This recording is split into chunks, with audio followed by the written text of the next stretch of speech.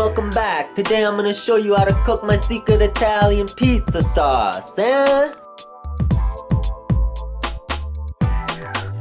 Two beautiful Roma tomatoes, skinned, de-seeded. Why have I done this? Because tomatoes are a member of the nightshade family and they're very high in lectin content. Lectins are proteins that are found in certain plants that are built-in defense mechanisms, and they harm the guts of humans when they eat them. We are removing the toxins. Chop those puppies up so they can break down properly in our pizza sauce. And now we have some onions and ginger. No, I'm just kidding. Garlic. And we're gonna puree this. Okay, so into our puree, onions, garlic, little bit of lemon, white wine, salt, pepper, keep it simple. And there we have it, creamy, fluffy, and lovely. Just a little sneak peek at some of the seasonings and things we're gonna be using.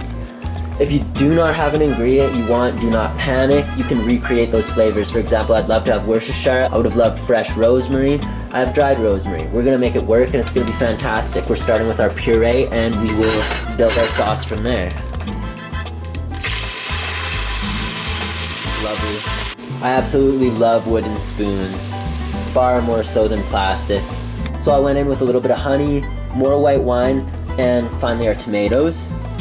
Let it break down, let it get soft, flavorful, and then we're gonna add some other stuff. Now that things are softening up, we're gonna get a very small amount of barbecue sauce and go from there.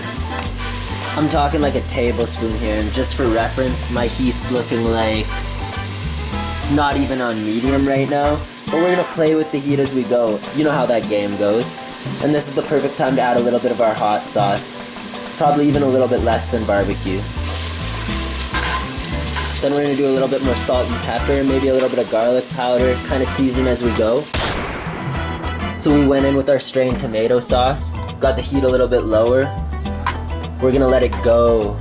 You give it time, it'll get better and better. You know how that is. And we added some tomato paste. It's gonna give it that authentic flavor and texture, so do not skip this step, please. Notice we did not add the whole can. You do not need too much of that. I put in a tablespoon or two of water to loosen things up. You may need it, you may not. Just see how things go. If you're not using the rest of something, you may as well freeze it. Instead of wasting something, take it to one of the community fridges. It's a great way to help spread the food around without throwing it in the garbage. Got some lovely bubbling action going, and it smells fantastic in here. So we're gonna let this go for a minimum of 20 minutes. Just make sure your temperature's not getting too hot and make sure it's not too cool. So a rundown of the spices and whatnot that we're gonna add at the end. I don't need to show you, I'm not here to tell you how to do things, I'm just here to share my methods. Salt, of course, oregano, rosemary leaves, garlic powder, onion powder, paprika, basil, black pepper, lemon juice, sugar, and whatever the hell else you want to put in there.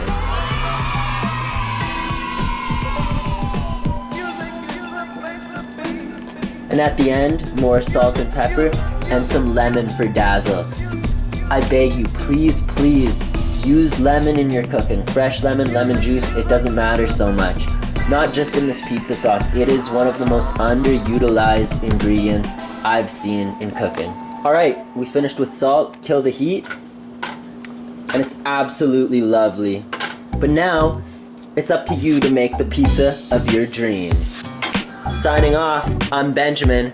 Have an amazing night. Aces.